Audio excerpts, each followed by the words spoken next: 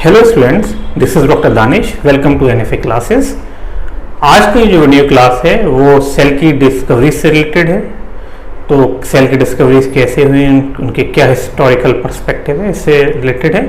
और इसका जो टाइटल रहेगा क्लास का वो रहेगा fascinating cells and their discoveries. और ये जो टॉपिक है मुझे लगता है कि ये बायोलॉजी के जो स्टूडेंट्स हैं उनके लिए बहुत ज़्यादा हेल्पफुल होने वाला है। +2 के जो स्टूडेंट्स हैं, नीट एस्पिरेंट्स जो हैं, बीएससी ZBC, बीएससी बायोटेक के जो स्टूडेंट्स हैं उनके लिए बहुत ज़्यादा हेल्पफुल रहेगा मुझे लगता है। तो मुझे उम्मीद है कि आप इसे पूरा देखेंगे, और अगर मुझे उम्मीद है कि आप इसे पूरा देखते हैं तो आप बहुत सारे क्वेश्चंस जो हैं उनको अटेम्प्ट कर पाएंगे आने वाले दिनों में। तो अगर आपको ये वीडियो अच्छा लगे तो आप इसको लाइक ज़रूर कीजिएगा और इस चैनल को सब्सक्राइब कीजिए, ताकि हम जो भी नई वीडियो पोस्ट करें वो आपको वक्त पे मिल जाया करें। ठीक है, तो लेट्स बिगिन द क्लास। तो इस स्लाइड में देखिए मैंने आपको थोड़ा सा बताया है डिस्कवरीज ऑफ सेल्स। तो सबसे पहले इसका थोड़ा सा बैकग्राउंड बताते हैं। दरअसल सेल की जो डिस्कवरीज थी वो तभी पॉसिबल हो पाई जब हमारा माइक्रोस्कोप का इन्वेंशन हो गया, क्योंकि सेल की जो थी वो बहुत ज़्यादा छोटी होती हैं, टाइनी होती हैं, माइक्रोस्कोपिक होती हैं। तो उनकी स्टडी जो थी वो नेकेड आई से पॉसिबल नहीं थी। तो ये तभी पॉसिबल हुआ जब माइक्रोस्कोप की इन्वेंशन हो गई थी। तो एक तरह से जो हमारी सेल की डिस्कवरीज थी वो डिपेंडेंट हैं माइक्रोस्कोप के इन्वेंशन पे। तो आप ये जानते हैं कि ये जो डिस्कवरीज हुई हैं वो लगभग 16वीं सदी और 17वीं सदी में हुई हैं। दरअसल ये जो वक्त था ये यूरोप में रेनेसेंस का दौर था, नव चेतना का दौर था। और उसमें यूरोपियन जितने भी स्कॉलर्स थे, इंटेलेक्ट्स थे, वो सब कुछ ना कुछ एक्सप्लोर करने में लगे हुए थे। नए सिस्टम का पता लगा रहे थे, नई बायोलॉजिकल फिनोमिनन का पता चल रहा था, और बहुत सारे इक्विपमेंट जो हैं वो भी इसी दौरान डिस्कवर किए गए। तो इसमें से जो एक नाम है वो माइक्रोस्कोप का भी है। तो माइक्रोस्कोप की जो सबसे पहली इन्वेंशन थी उसका जो क्रेडिट जाता है वो 2 डच स्पेक्टिकल्स मेकर्स को जाता है, जो लेंस मेकर थे। और दरअसल इस यूरोपियन रेनेसेंस के दौर में ये जो डच का मतलब वो होता है जो हॉलैंड में रहने वाले लोग होते हैं। तो हॉलैंड जो था वो साइंटिफिक डिस्कवरीज का एक सेंटर की तरह उभरा, और वहाँ पे बहुत सारी साइंटिफिक डिस्कवरीज हो रही थी। तो वहाँ पे 2 साइंटिस्ट थे। वहाँ पे एक पिता थे और एक पुत्र थे, जिनका पिता का नाम था हेंस जेनसन और उनके पुत्र थे ज़ेकेरियास जेनसन। तो इन दोनों ने मिलके ही एक सबसे पहली कंपाउंड माइक्रोस्कोप की इन्वेंशन की। और इस स्लाइड में आप देख सकते हैं कि ये जो एक ट्यूब फॉर्म में आपको दिख रही है, उस दोनों ट्यूब के दोनों एंड पे मैंने एरोस से दिखाया है कि इस ट्यूब के दोनों एंड पे इन्होंने लेंसेस को प्लेस किया था, लेंसेस की कंपाउंडिंग की थी। और इस लेंसेस की कंपाउंडिंग करने की वजह से ये सबसे पहली कंपाउंड माइक्रोस्कोप का इन्वेंशन हो पाया था। दरअसल कंपाउंड माइक्रोस्कोप उस माइक्रोस्कोप को कहते हैं जो नॉर्मली आजकल आप लैब्स में जो बेसिक माइक्रोस्कोप यूज करते हैं वो कंपाउंड माइक्रोस्कोप ही होती है। कंपाउंड माइक्रोस्कोप उस माइक्रोस्कोप को भी आप कहते हैं जिसमें लेंसेस की कंपाउंडिंग की गई होती है। और लेंसेस की कंपाउंडिंग करने से आप किसी ऑब्जेक्ट की जो इमेज है उसको मैग्नीफाई करके बेटर मैग्निफिकेशन के साथ देख सकते हैं। ठीक है, तो सबसे पहले जो माइक्रोस्कोप खोजी गई वो एक कंपाउंड माइक्रोस्कोप थी, और इसकी जो खोज हुई वो 1590s में हुई, यानी कि अर्ली 1590s में इसकी खोज जेनसन एंड जेनसन ने की। और ये आप देख ही रहे हैं कि एक सिंपल एक ट्यूब टाइप की माइक्रोस्कोप है, पर ये कंपाउंड माइक्रोस्कोप है। और जो सबसे पहली लेंस माइक्रोस्कोप की जो इन्वेंशन का जो क्रेडिट है वो जेनसन एंड जेनसन को जाता है। और कब हुआ था ये इन्वेंशन? ये हुआ था अर्ली 1590s में, यानी कि 16वीं शताब्दी के अंत में, 16th सेंचुरी के लास्ट में। अब हम नेक्स्ट स्लाइड पे चलते हैं। इस स्लाइड में देखिए सबसे पहले रॉबर्ट हुक का नाम लिखा हुआ है। तो ये रॉबर्ट हुक जो थे वो सबसे पहले ऐसे साइंटिस्ट माने जाते हैं जिन्होंने सेल को माइक्रोस्कोप के द्वारा देखा था। तो यानी कि सबसे पहला जो माइक्रोस्कोप के द्वारा सेल को देखने वाले थे वो रॉबर्ट हुक ही थे। और रॉबर्ट हुक जो थे वो एक फेमस इंग्लिश साइंटिस्ट थे। और दरअसल हुआ क्या कि इन्होंने एक बार ओक प्लांट, जैसे क्वेर्कस स्यूबर करके जो इसका नाम होता है बॉटनिकल, वो इसकी कॉर्क को लिया और उसकी थिन सेक्शनिंग की। और इन थिन सेक्शनिंग को इन्होंने अपनी द्वारा बनाई गई एक कंपाउंड माइक्रोस्कोप कंपाउंड माइक्रोस्कोप में जो स्टेज का जो पोर्शन होता है वहां पे रख के इसको इन्वेस्टिगेट किया उस कंपाउंड माइक्रोस्कोप से।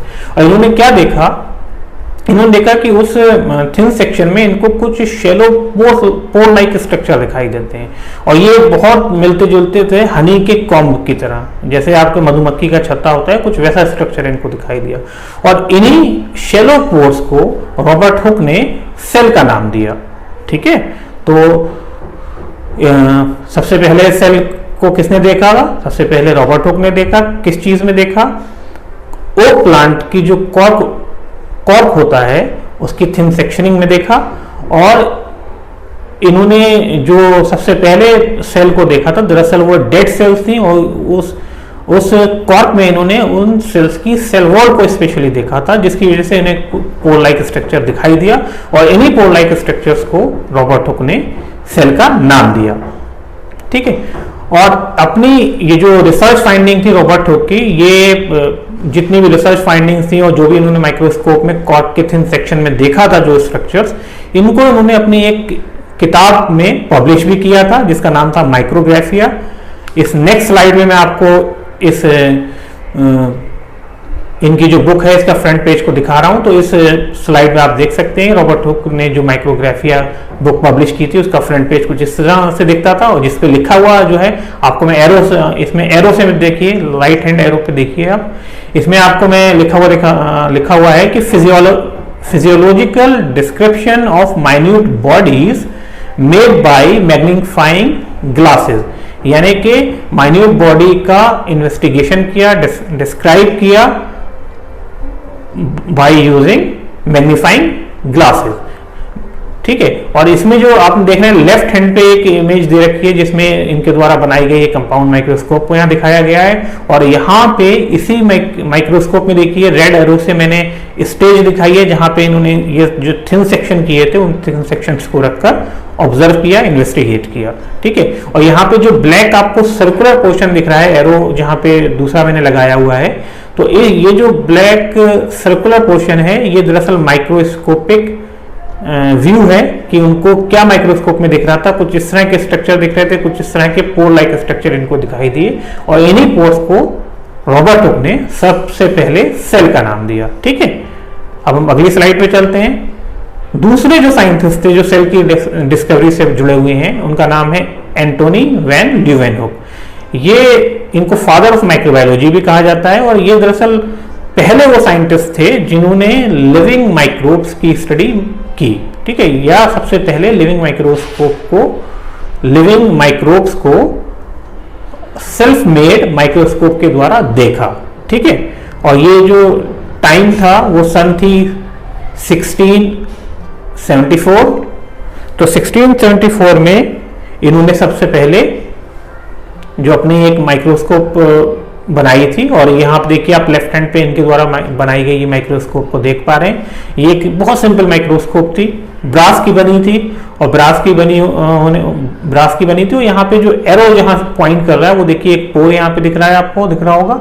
इस पोर में इन्होंने बहुत जो टाइनी स्फेरिकल मैग्नीफायर्स बनाए थे उनको यहाँ माउंट किया। दरअसल इन टाइनी मैग्नीफायर की वजह से ही एंटोनी वैन ल्यूवेनहुक जो थे वो लिविंग माइक्रोब्स को देखने में सक्षम हो पाए। एंटोनी वैन ल्यूवेनहुक जो थे वो एक साइंटिस्ट ना होकर एक फैब्रिक मर्चेंट थे, और जिसकी वजह से ये जो अक्सर फैब्रिक को खरीदा करते थे, परचेज किया करते थे, और खरीदने से पहले वो उसकी जो क्वालिटी थी उसको इंस्पेक्ट किया करते थे। तो उसको क्वालिटी को इंस्पेक्ट करने के लिए ये पेपर वेट के आकार का एक उनके पास ग्लास ट्रांसपेरेंट ग्लास मैग्नीफायर होता था, जिसको ये फैब्रिक के ऊपर रख के उसकी स्टिचिंग को चेक किया करते थे। तो ये जो ग्लास मैग्नीफायर था ये इनके द्वारा खुद बनाते थे ये अपना, और जब ये इस तरह के मैग्नीफायर बनाते थे तो इनके अंदर हमेशा ये एक विल होती थी कि मैं क्यों ना बेहतर मैग्नीफायर बनाऊं। तो जैसे जैसे ये इस प्रोसेस में मैग्नीफायर को बेहतर बनाने के प्रोसेस में लगे हुए थे, तो इन्होंने ये ऑब्जर्व किया कि अगर ये इस ग्लास स्फेयर है जो मैग्नीफायर है, इसकी अगर रेडियस को ये कम कर दें तो इसकी जो मैग्नीफाइंग पावर है वो मल्टीफोल्ड हो जाती है, और इसी प्रोसेस में अंततः ये इतने टाइनी स्फेरिकल मैग्नीफायर बना पाए जिसको इन्होंने अपने सेल्फ मेड ब्रास की जो माइक्रोस्कोप थी इस पे माउंट भी किया। ठीक है, तो ये वजह थी। और ये जो माइक्रोस्कोप आपको दिख रही है ये सिंपल माइक्रोस्कोप है, ब्रास की बनी, पर ये अपने वक्त की बेस्ट माइक्रोस्कोप थी क्योंकि इसकी जो मैग्नीफाइंग पावर थी वो 250x थी, यानी कि किसी चीज को 250 गुना बड़ा करके इमेज को दिखाती थी। और उस वक्त जो अवेलेबल कंपाउंड माइक्रोस्कोप भी थी उनकी जो मैग्नीफाइंग पावर थी वो अप टू 50x थी, 50x तक थी, यानी कि वो किसी भी इमेज को सिर्फ किसी भी ऑब्जेक्ट की इमेज को सिर्फ 50 टाइम्स बड़ा करके दिखाती थी। ठीक है, और हम अगले इस पे आते हैं स्लाइड पे। तो इस पे देखिए ये जो आप स्लाइड देख रहे हैं ये पोर्ट्रेट है एंटोनी वैन ल्यूवेनहुक का। ये किस तरह से दिखते थे, ये इनका पिक्चर है, फोटोग्राफ्स है। तो इसको आप आइडेंटिफाई कर सकते हैं कि अगर बहुत सारी इमेजेस आपको दी गई हो और पूछा जाए कि कौन एंटोनी वैन ल्यूवेनहुक है तो आप इन्हें पहचान सकते हैं। ठीक है, अगली जो स्लाइड है इसमें एंटोनी वॉन ल्यूवेनहुक ने बैक्टीरिया और सिंगल सेल जो माइक्रो ऑर्गेनिज्म थे उसकी तो स्टडी की ही थी। इसके अलावा इन्होंने स्पर्म्स की भी स्टडी की। तो ये स्पर्म जो थे ये इनके अपने सीमेन के थे जो इन्होंने देखे। दरअसल हुआ क्या कि इन्होंने अपनी सेल्फ मेड जो माइक्रोस्कोप थी उस पर अपने सीमेन की कुछ ड्रॉप रख के देखी और उन्होंने उसमें ये पाया कि उस सीमेन ड्रॉप में कुछ टाइनी एनिमल जो है वो फ्लोट करते हुए इनको दिखाई दिए। और इन टाइनी एनिमल्स या क्रिएचर्स को इन्होंने एनिमलक्यूल का नाम दिया। एनिमलक्यूल जो वर्ड है वो लैटिन के एनिमलकुलम वर्ड से लिया गया है जिसका मीनिंग होता है टाइनी एनिमल्स। ठीक है, और मनुष्य के स्पर्म को देखने के साथ साथ इन्होंने डॉग और रैबिट में भी स्पर्म्स को ऑब्जर्व किया। इस स्लाइड में जो दो साइंटिस्ट आपको यहाँ दिख रहे हैं ये दोनों जर्मन साइंटिस्ट हैं। एक हैं मैथियास शेलेडिन जो लेफ्ट हैंड पर हैं और दूसरे हैं थियोडोर श्वान। ये दोनों जर्मन साइंटिस्ट थे और ये दोनों प्रोपोनेंट हैं ऑफ सेल थ्योरी, यानी कि सेल थ्योरी को देने वाले वैज्ञानिक हैं। ठीक है, तो दरअसल इनकी ऑब्जर्वेशंस के बारे में आपको बताऊंगा थोड़ा, पर इससे पहले एक स्टोरी बताता हूँ कि ये दरअसल ये दोनों जो साइंटिस्ट थे वो जर्मन की जो कैपिटल है बर्लिन, वहाँ पे एक सिंपोजियम को अटेंड करने के लिए आए हुए थे। सिंपोजियम एक ऐसी साइंटिफिक मीटिंग को कहते हैं जिसमें किसी पर्टिकुलर साइंटिफिक टॉपिक पर डिस्कशन होता है। ठीक है, तो शेलेडन जो थे और श्वान जो थे वो उसी सिंपोजियम के दौरान आपस में मिलते हैं, इन लोगों में बातचीत होती है और बातचीत के दौरान ही शेलेडिन श्वान को अपनी रिसर्च फाइंडिंग्स के बारे में बताते हैं। ये श्वान को कहते हैं कि मैंने आज तक जितने भी प्लांट के पार्ट्स को माइक्रोस्कोप में स्टडी किया है, चाहे वो रूट हो, चाहे वो स्टेम हो, चाहे वो लीफ हो, उन सब के टिश्यूज जो होते हैं वो किसी न किसी सेल के बने होते हैं और उन सेल में एक डेफिनेट न्यूक्लियस पाया जाता है। जब ये इनकी फाइंडिंग्स थी जो श्वान के साथ इन्होंने शेयर की। जब श्वान ने इन रिसर्च फाइंडिंग्स के बारे में सुना तो वो थोड़ा सरप्राइज थे क्योंकि श्वान एक जूलॉजिस्ट थे और बहुत वक्त से वो भी किडनी, ब्रेन और मसल सेल्स की माइक्रोस्कोपिक स्टडी पे काम कर रहे थे। तो जब श्वान ने ये सुना कि शेलेडन की फाइंडिंग्स हैं तो वो थोड़ा सरप्राइज हुआ। मतलब वो ये इस बात को लेकर सरप्राइज थे कि उनकी फाइंडिंग्स लगभग वही थी, सेम फाइंडिंग्स उनकी थी, बस फर्क ये था कि शेलेडन की जो फाइंडिंग्स थी वो प्लांट्स पे थी और श्वान की जो फाइंडिंग्स थी वो एनिमल्स पे थी।